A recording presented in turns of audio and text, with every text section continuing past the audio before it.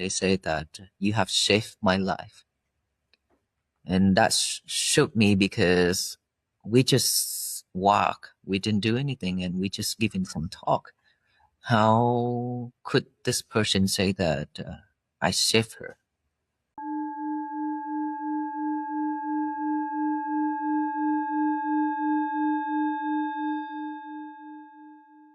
Welcome.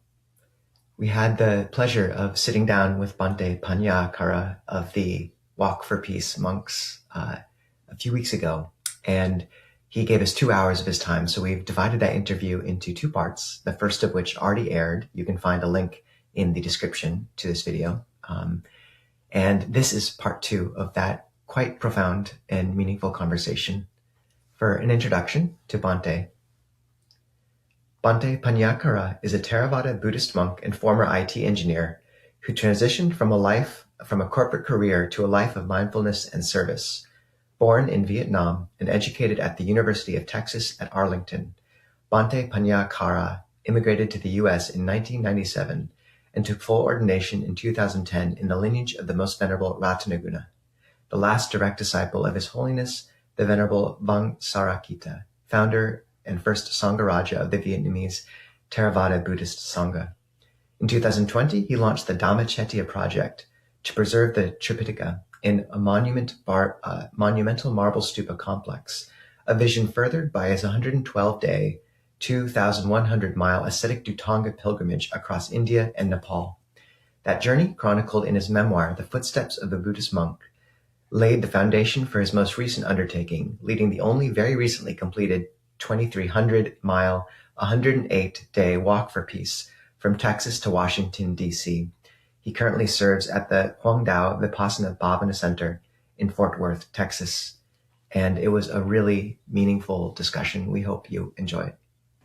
Bhante, speaking about the part of the walk where you began to encounter hundreds of thousands of people, and I remember seeing clips of this on Instagram and online, and just it was so inspiring to see these hundreds or thousands of people following or giving flowers on the side of the road.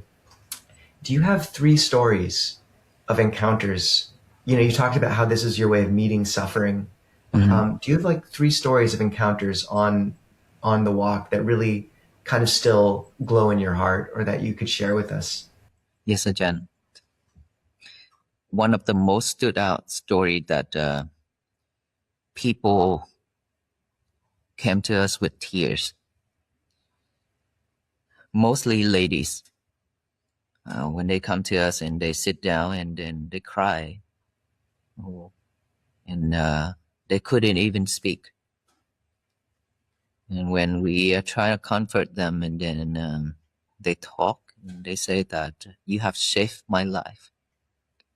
And that shook me because we just walk, we didn't do anything, and we just giving some talk. How could this person say that I saved her? Things like that. Then after listening to the stories, they was about to commit to suicidal because of no hope at all in their life. Like they lost faith, they lost everything. So for them, it's like nothing left in this world. They wanted to suicide, to end their life, things like that. So when they tell me the story of how suffering they are, and I try to explain to them, to show them the path, things like that, and they was be able to stand up and walk again. Even before they come and talk with me, they already, have hope just seeing us walking online. And I ask, how is it safe you when you just see us walking online? They say that because how we walk and walking through all the difficulties, weather and challenge and things like that, but we be able to walk every day and without stopping, even though we encounter like a really big major accident and things like that. But nothing can stop us. So seeing that, giving us more hope given us more hope and inspire us to continue walking even though our life is really bad, in a really tough condition, tough everything. But just those along that can help me already. That's what they said, right? And then after listening to my sharing and show them how to deal with things in life, and they're happy to take those advice and then practice on their own. Not just one, but many, but many. I can imagine within 4 months and walking 2,300 miles, and we encountered many people like that. Besides that, there are so many people saying that you have changed my life completely. That is, you can hear that everywhere, because this is something new to the people, right? We know that it's very new, because the mindset of peace to most of the people is something that we have to do for the world and do out there, and in order for us to have peace, for the world peace. And that is when people come to me and say, Venerable Sir, for me, peace is totally, different what I understand. For a long time, peace is like this and like that. And when I heard about world peace, that's why I rushed to come here to see you. And then when I came here to see you, now that all those already gone, because now I understand your message. Your goal is not for the world peace, but for my own peace, for everybody's own peace. That is how we start, how we begin with peace, to bring that peace to the world. So now that I realize totally different, and this is something that I really need. Right?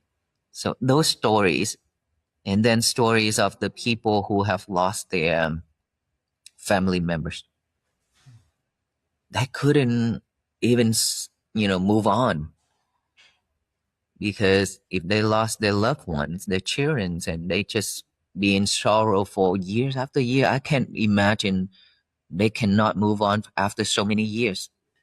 And not just one person, but many people like that. And that is when I sum up my talk. I talk about, how to overcome the difficulties of being losing your family members and things like that. Seeing when I talk about that, they start to cry.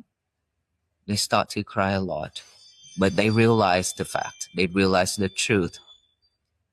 And some of the people, they also bring their own children's ashes out in a like, what do you call the casket? Urn, the urn, and ask for a blessing, and ask us to to help, and for them to let go of that too. And some also give us like a small pouch of ashes of their children to take to the Washington D.C. as well. Many. And so all those stories show me that, people are really in the deeply suffer, but they don't know how to overcome it, how to get out of it, and where to start. They really don't. Yeah. And so we are very grateful to listen to all those stories and to listen to their feelings, and we put ourselves in them to feel how they felt, right? And so that is why we be able to help them to let go of all those, to stand up again and to let go of those sorrow, and to continue moving on to live for those who already passed away. And I still right now, I still didn't realize, I didn't know why, this walk have touched so many souls. I didn't know that why, where, and how it touched so many people like that. Bhante, yeah, your movement is very powerful. And, we've, a lot of the people here in Seattle who come to our gatherings regularly, they would say that they were following you every single day, and that they would just see you, or they would even see Aloka, and, just tears come up. And we've met at least one person who similarly was on the verge of suicide, but just learning about your movement that was enough to say, okay, if he can do it, I can keep going as Mm. well. And I feel like part of, it is literally your movement. And I think part of what makes your movement so powerful is the mindfulness that you bring to the walking that you do. And, Ajahn Nisabo and I have each done several tudongs. And it's a very different thing, at least in my experience, to practice as we do in the Thai forest tradition. All of our huts have a walking meditation path, and we'll just go back and forth for hours and hours and hours every day. And it's very easy when you're kind of on this 20-foot walking path and there's no cars going by, you're just alone by yourself, to watch the breath or to say a mantra with every footstep. But I'm curious, when I've tried to actually take that, without hundreds or thousands of people, with just me and one other monk, even then it's hard to stay with the breath when you've got cars going by you at 50 miles an hour. And I'm curious if you could speak a little bit more to the specifics of that mindfulness practice. Thich Nhat Hanh has an interesting way of doing walking meditation, which has never worked for me, but it's actually syncing up the breath with the footsteps.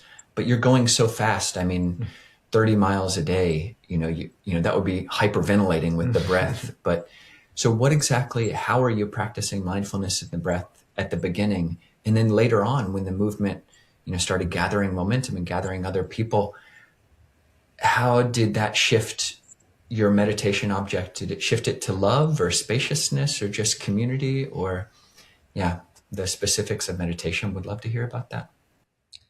Yes, Ajahn. Me, myself, that I didn't get a chance to learn about late Venerable Thich Nhat Hanh. I didn't get a chance to learn more about him, but I do heard that he have done a lot of things, a lot of work for the Buddhists, especially to the Mahayana traditions, and he is Mahayana tradition. And along this path, I also heard people talk about him. And one step, what they call, one step, something.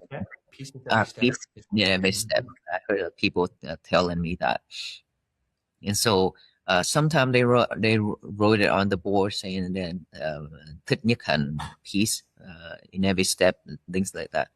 And so for me, when people also ask about this question, how can you practice mindfulness when we walk?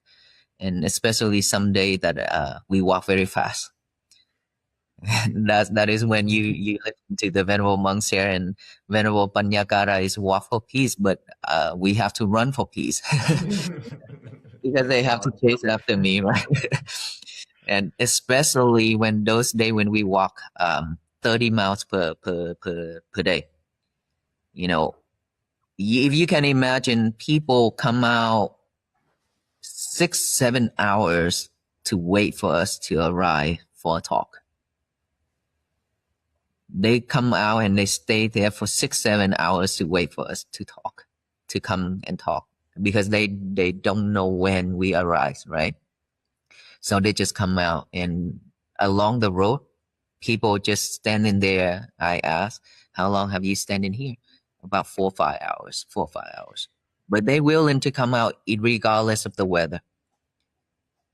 And so when those things, when people keep telling me that they have been waiting for a long time and things like that, that is when I told the team, we need to walk faster. When there's no people to greet and to talk and things like that, we need to walk faster, especially when the sun set. We need to get there early, as soon as possible. Why? Because it's dangerous. Secondly, not many people can see us. Right. And so third, there are so many people waiting for us there at the night rest.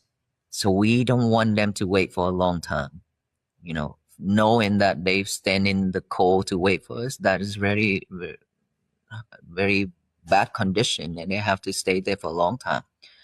They probably haven't eaten anything too. That's why we always rush to get there. And so for those time, when I speed up, the whole team have to speed up. And when I slow down, the whole team slow down and get to rest. And that is when they show us smiles on their face because we get to. And so how can we focus when we walk and then even walk fast? And I told the crowd that when you practice mindfulness long enough, when you live with that in every moment, then it really doesn't matter how fast you walk or how slow you walk. You still be able to focus in that. Right? For me, just the breathing. When I see people greet, and I switch with this to the greeting, to talk with the people, and then after I pass, come back to here. That's what I focus on. And amazingly, that even when I walk fast, I still be able to focus in my breath. And my team, there's monks that also practice on the breathing when walk. But for most of the monks, they just focus on their steps. So just step like that. They still can concentrate on that. And I believe that is the reason why and how we be able to walk for that far and that long is because of mindfulness can give us energy to walk. That cultivates some energy for it to walk. And we be able to practice mindfulness, on the walking for that many days and that long of mileage. So it is really doesn't matter how fast or how slow we walk, but it does matter when there's a lot of car going on high speed. There's days that we walk on the road where it's very narrow, on a highway, very narrow road, and the very narrow shoulder that we can walk on. And so when we see car passing in front, it's okay. We be able to manage everything. But when car from behind, I cannot control everything, then that is when I feel uneasy. That is when the mindfulness is just going everywhere to the back. My mind is to the front, my mind to the back, and my mind is to this person and to that person. Because, being a leader, you have to understand that you have to be everywhere. Because you don't want anything to happen to any of the team, especially after the accident, right? And you more cautious about, things going around. And that is when sometimes I cannot focus on my breath anymore when we walk like that, especially at nighttime. But by the time when we get a lot of police and sheriff to escort us, those are the time when I be able to focus more, because I don't have to worry too much, because they block the whole road, front, the side, the back. So what they did is, they have front officer and then the side officer and then the back officer, but way back officers as well, to block the traffic all the way, far away behind. It's not just right behind us, but far away behind. That give us more peace of mind to walk. That is the time when I be able to get back on track, when we have a lot of support from the officers. Bhante, the fact that your speed was motivated by kind of really not wanting to make people wait and keeping people safe, I find just quite actually touching. And you spoke about the accident with Ajahn Mahadam, where he, eventually had to have the lower half of his leg amputated. Would you talk about that? Just like what were the echoes of it? I know I've heard him speaking about it and noting that was a bit of a turning point for the pilgrimage in terms of how much people were there following it as well. But I'm curious, what reactions, how did it happen, and what reactions did you see in him, in you, and how has it echoed since? And we will probably actually interview him in person in the coming weeks. Yeah, I see. Yeah, Ajahn Mahadam is he's very mindful on his actions and his thoughts. And so when that happened, I had the feelings already. That's why I wanted to stop. It's not far away from our night rest. It's like 20 more minutes of walking. That's it. But driving is like 2 minutes away. And so I just keep thinking that, it's something gonna happen. And I was about to stop, and then the loud noise coming all the way from behind us and hit.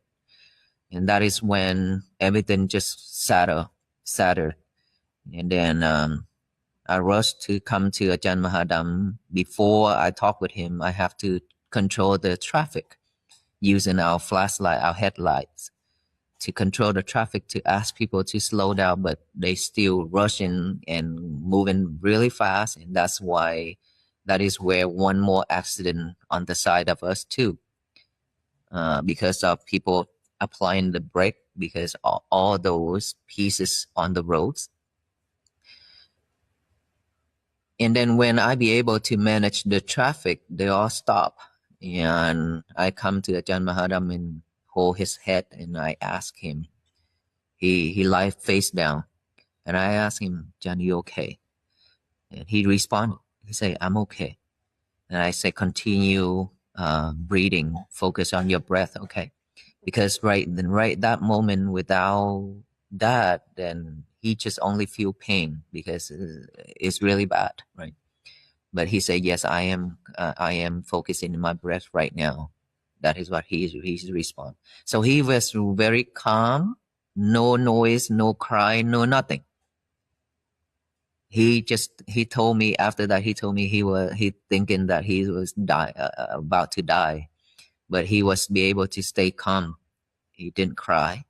He didn't yell. He didn't, call for help or anything. He just cultivate on his breath at that moment. And I told him continue doing that until the support comes, the medic and everybody comes to help him. And then when we be able to take him to the hospital, and knowing that he is safe and he is going to treat his leg and everything, then we start to continue our journey 2 days after, to make sure that everybody is been well taken care of. And then we continue our journey. Before that and after that, he talked with me over the phone in Zoom call. He said that I will have to amputate it. I'll have to cut it off because the doctor saying that it will be difficult to walk again, even though, and it might not be able to heal. And a lot of surgery after the first one, not just one surgery, many. And so he decided to cut it off. And he said that I'm happy to offer this leg for the waffle piece. And I'm happy to offer it to the Buddha Sasana. That's what he said. And that also touched all of us, that he have a very strong mind, strong decision, and willing to offer to the waffle piece to bring peace to the people and to the Buddha Sasana to support more people and to spread Buddha Sasana. And so that is the story about him. And then after he got his leg amputated, and then all my teachers and all other monks are taking care of him, moved him back to Georgia. And then we met again in Georgia when we arrived to his temple. And then he be able to go to Washington, D.C. with us too, to join the last segment, which he already told us that he will meet us there regardless. And he was there. He was there with us in Washington, D.C. for the last few days. And now I believe he's about to get his artificial leg put in. So I think he's almost ready. It's still a little bit hurt, but not that bad like before. And his life is peaceful and happy. Spoke with his attendant just yesterday, and they were just on the way to the hospital to get the prosthetics fitted. I see. Bhante, I think, thank you for sharing that story. That's very, very inspiring. And we're not in the thick of the news, reading the news from multiple channels all the time. But I think when I first learned about your walk, I was also tracking that there were other, types of movements going on in America, like specifically a lot of stories about people protesting ICE or protesting, there was protests going on all over the country, but especially, a number of civilians or people getting shot by police, and a lot of uproar and just rage really at signs of authority. And I remember one of the first things before I heard you ever speak was just seeing actually some of these badges on your robe, and that it would, okay, it's this is the symbol that a sheriff, may have given you, or multiple sheriffs, multiple police departments and fire departments. And I remember following you after that and just seeing what a different way to protest, seeing images of people, and you had a lot of people upset about legitimately upsetting things. And then the way that they feel like they have to express that in other settings is through yelling and screaming at other humans, or even like spitting, and just the rage coming out in this one way in that setting, but then coming down to where you are and seeing a very different image. You're interacting with police who are bowing to you, or who are offering food, and that you never really stoked the fires of it. It's not us versus them, but it's all of us walking for peace together. And that was very striking. And I was impressed that you were, as far as I could tell, able to keep that up. And so I'd like to ask you how you held all that. I imagine people are telling you about this and wanting you to respond. Like, what do you think about the protests? And did you consider your walk a protest? Or how are you holding all of this, your relationship with authority, and what you're either, walking towards or walking against? Yes, Achan. One of the followers, visitors, he came from a different state, just came to the temple last week. She talked with me. She said that she was urged to see me, and she have to see me. And then she missed me last time when she here. She came here, and then she flew here again, and she met with me last week and talked. And so she says she is one of the protesters. She have done a lot of protest. And all of those are like breakdowns after seeing the peace walk. She didn't realize that there's the way to raise our voice, just doing something like the monks have done. It's very peaceful, touching, not just to the civilians, but to the government officials, to the police and everybody. And by doing that, we actually can seek for something that we really want, instead of going out there and shout and yell and then put a lot of hate energy into the universe. That is why my talk that I always talk, instead of spreading hate and anger to the universe, that will create more troubles and create more problems to the world. We just spread loving kindness and compassion and peace to the universe. That is why we say, and today is going to be my peaceful day.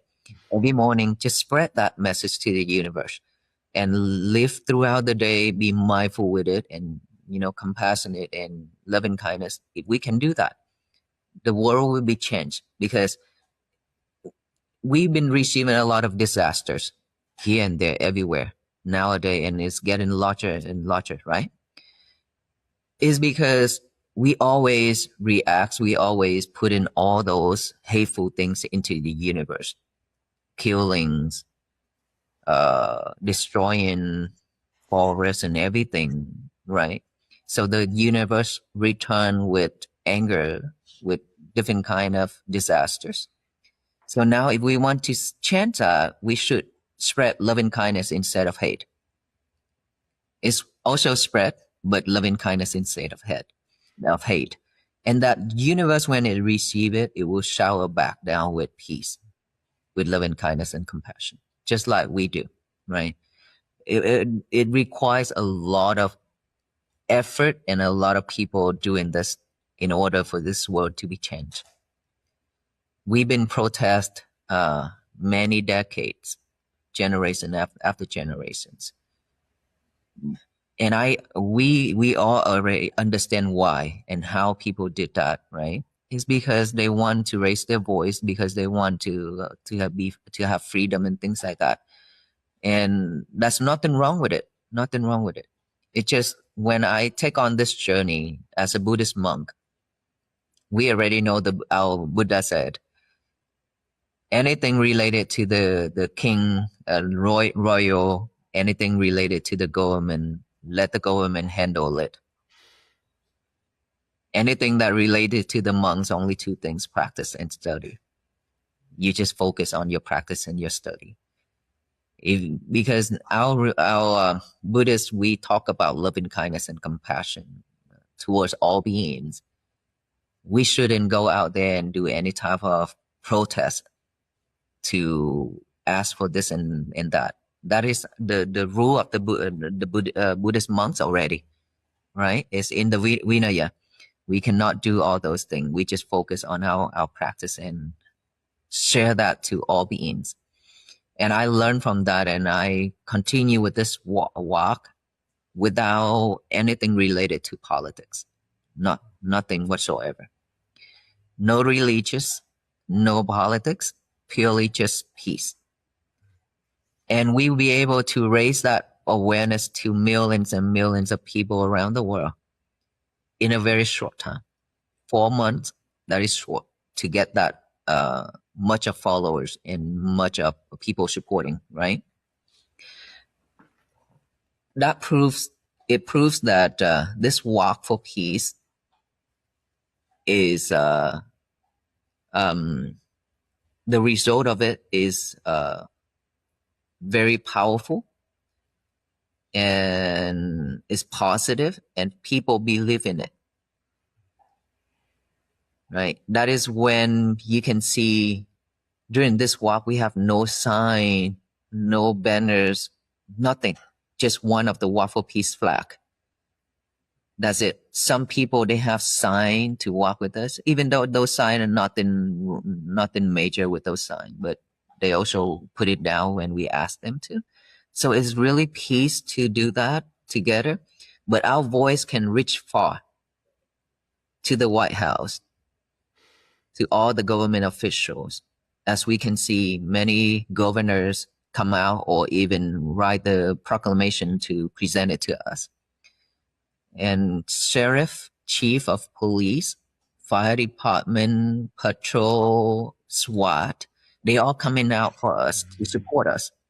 And all those pins, when we mention about those pins, there's people didn't realize why I carry so much pin. Is it heavy, or I want to be, to show off with all that, or what? As a monk, I shouldn't do all that. That's what people said. But they cannot understand my intention, right? My intention was so just simple, that I have heard many stories about civilians with police. They are like water and fire. They cannot live together. They don't respect. And so when the sheriff and the police pin on my Sangati with their pins, I keep on it. I kept it without removing it, because this walk is to unite everyone together, to bring everyone together. And that's why I declare in my talk, I said, my mission is not just for the civilians, but all government officials. Everyone must hear this. I will not exclude anyone, regardless of their backgrounds.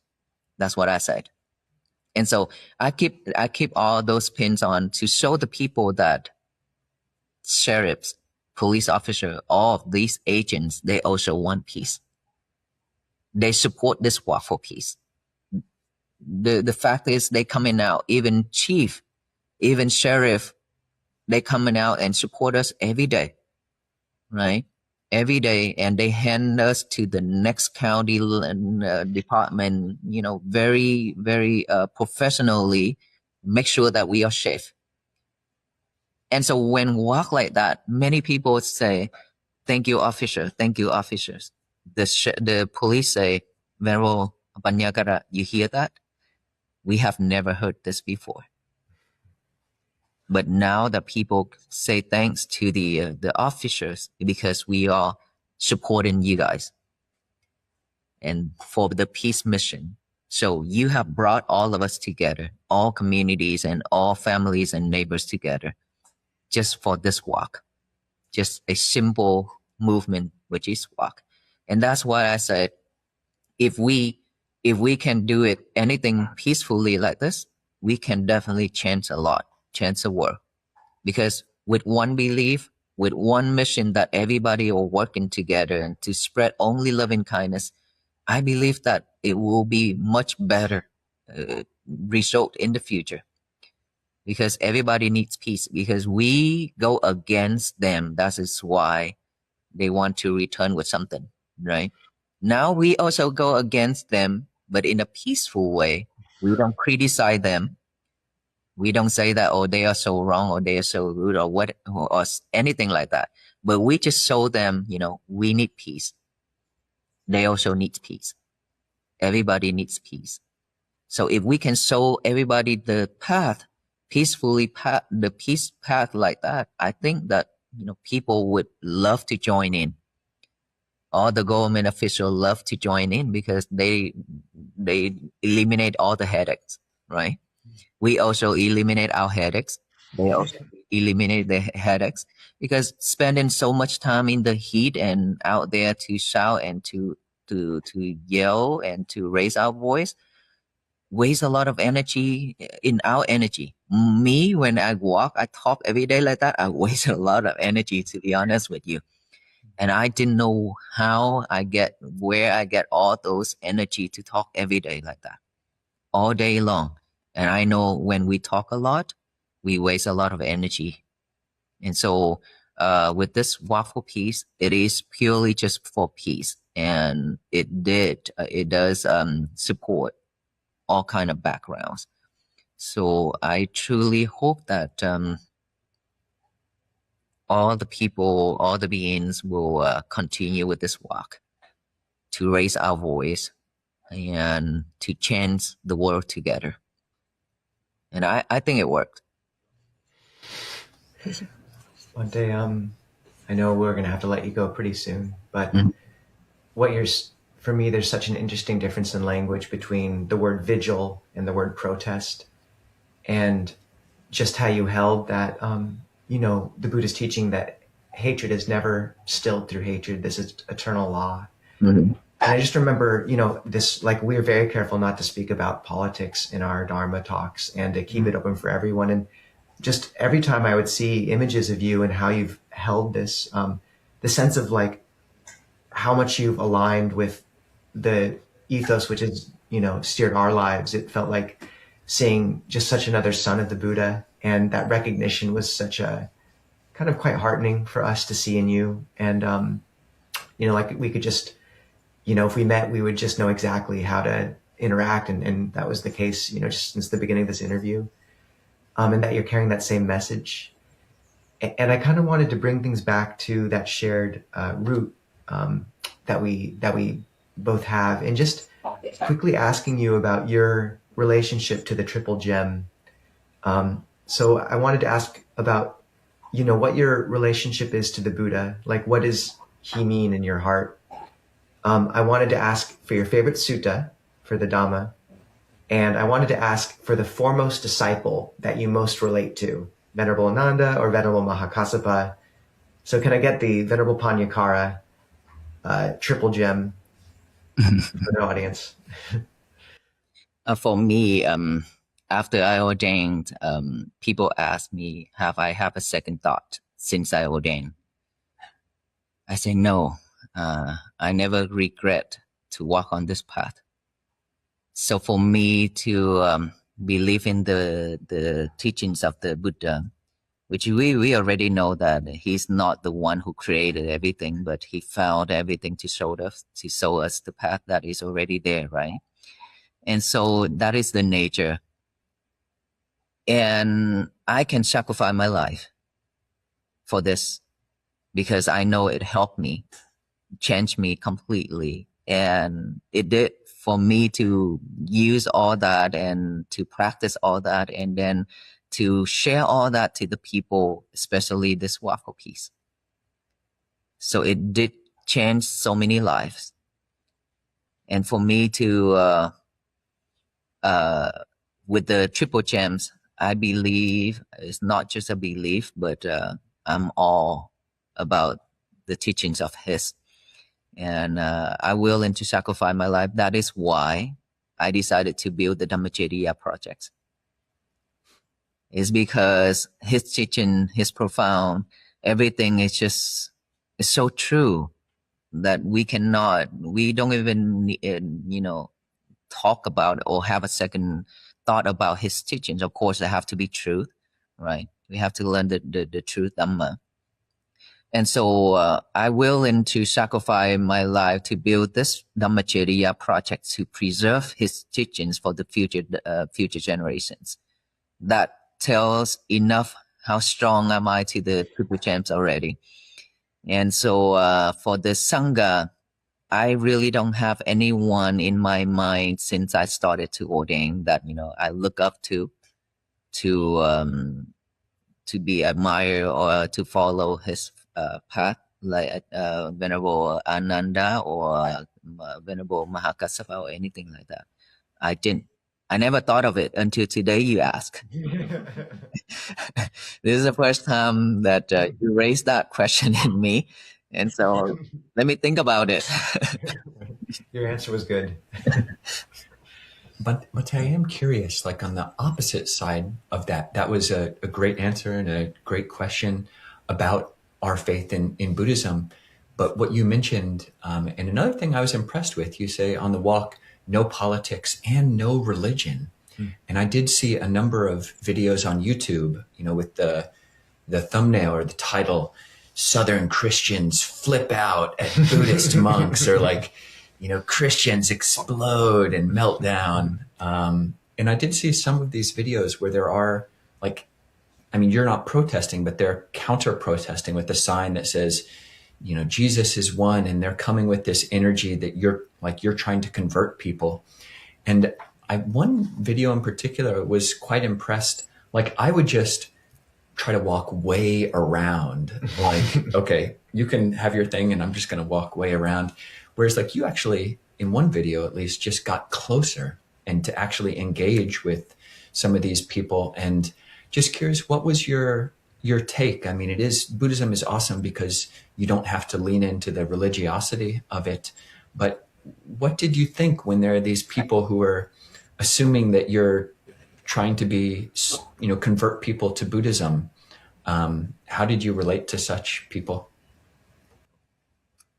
That group is not the only. There are several groups that protest us, but they just stay where they are and they don't follow us. But only this group follow us all the way to Washington, D.C. He declared that if you don't turn to Jesus Christ, I will follow you from now every day until your final destinations. And by that declaration, I thought, he probably the Devadatta now. And I thought in my mind that like that, and I smile. And when I see him, when he raised, I have to be to tell you the truth that I admire his speaker. When we had a very small speaker similar to his speaker, without my speaker, when I talk, not many people can hear. But his speaker, when I walk far away to enter into our lunch place and night rest, I can hear his voice clearly far away. His speaker. I was like, I need to ask him what brand of his speaker. I need to buy it from him. In my mind, I thought about it and I laughed at myself. And so when getting closer to him, he say, Venerable Panyakara, turn to Christ, turn to Jesus. Jesus is the only way. And then I just keep smiling at him and then continue my walk and walk through him in front of him, regardless of what he said. And this time that I handed him flowers, he refused. This time I handed him water. This, look, it's hot. Okay, here's water. Take some drink. He said, no, I'm not going to take your water. And I say, why not? This is an open bottle. You can have it, and then you can talk. Okay.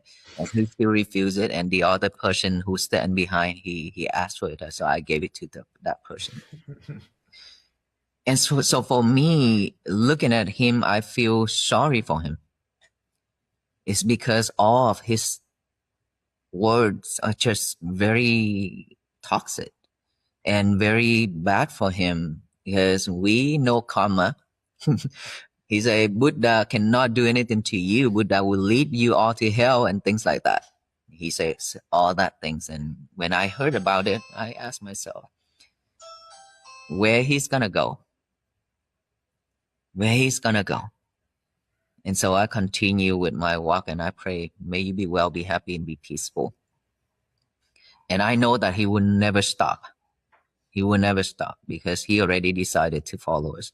So one day he came to me and sit down, and I asked him, sit down, let us have a talk. And I asked him to have a tea with me. And then when we sit down and talk, and he talk about Jesus Christ and I talk about Buddha. And when he asked, I said, I'm not here to protest. I'm not here to convert anybody. You listen to my talk.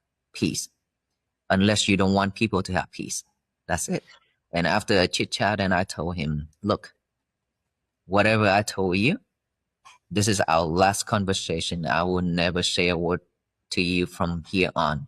And from that moment on, I never said anything to him, regardless what he said, what he done. I just walk without looking at him, without talking to him every day, just like that. And I feel so bad for him that he have to suffer with his karma later on. And I believe that he is suffer enough. That is why he said the thing he said. He done the thing he done. So that is why I don't want to add any more to him, right? And all his question, all his saying is very easy to combat. But then why would we do that? When I talk about peace, when I talk about mindfulness, and what the funny thing is, when I talk and he talk louder with his speaker, and that is the time when I see, okay, this is a time when you use all your practice to prove to yourself that you be able to stay calm and you be able to focus on your topic. And so when I talk about that and I think about, my practicing, and I see myself, okay, nothing gonna bother me. Even he talk louder than me, it's okay. I still be able to focus on my topic to talk to the people. That is the time I could prove to myself that, okay, all those time when I practice now, I can use it. And it works. About mindfulness, concentrating on one thing at a time. That's what I talk to the people. That will be odd if I cannot focus at that time, right? When I tell people you have to be focused on your breathing or focus on one thing at a time, do not multitask anymore. And then when he talked, when he yelled, and then I got distracted, and that will be odd to the people. But luckily I didn't. I'd be able to focus on my topic, still continue with that. And throughout the journey, I have done that. Proven to myself that I can do that. I'm capable to focus on my topic. And at those times, for the rest of the journey until Washington D.C. and he got arrested, which we never expected that turn out. But karma, I believe, strongly believe in karma. So they got arrested at the last segment in Washington, D.C. Bhante, we know you have to receive people for the meal, but just maybe as a final note, first we might be able to find that speaker and send you a version of it if we can.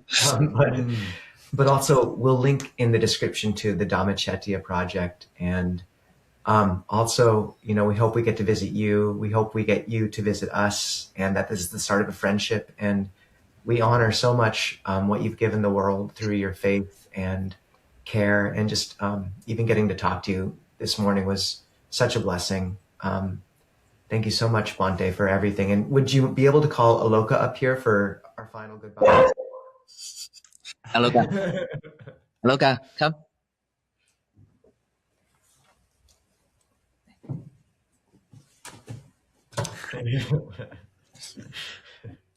I know. Do you have a final message for those listening? Yes, Ajahn. So I wish that all of us and all the people who listen into our talk can take this into action. Today is going to be my peaceful day. That is the message that I share everywhere. And just by doing so, be mindful with that every day, everything we do. Why that message is so powerful to so many people is because during the day when they encounter problems, so that message remind them that today is going to be my peaceful day. Why would I react? Why would I react? And why would I say this? Why would I do that? That is the thing it reminds them the most. And that is why they write that down everywhere. Now that I have seen many arts created about that statement, today is going to be my peaceful day. And so if we be able to stay focused and work on that throughout the day, our day will be peaceful and much better. So I hope that all of us will practice that way, and to spread loving kindness and compassion to the world, so that our world will be a better place for all beings to live. Thank you, Bhante. Thank you so much, Venerable, to give me a chance to talk today with you, and then to share with the audience. Hopefully that we can meet in person one day. It's wonderful to have a new brother. We hope you enjoyed this second portion of our 2-interview series with Bhante Panyakara. If you haven't seen part 1, the link is in the description to this video and should be popping up on the screen soon. May you have a peaceful day.